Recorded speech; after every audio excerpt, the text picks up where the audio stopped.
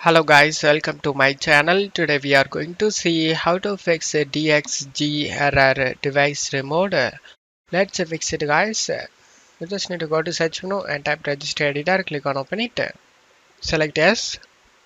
Now check my video description for this registry path. Just copy and paste it in this registry address bar and press enter. On left side you just need to select GraphicsDrivers. On right side you just need to right click on the blank area and select new. Select devote 32-bit value.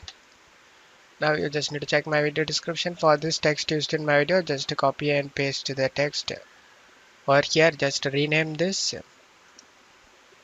and press enter. Double click on the TdrLevel. Make sure the value is set to 0 and click on OK.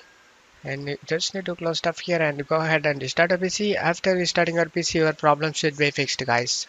And that's it for today's video guys. Give me a like and subscribe. Thank you.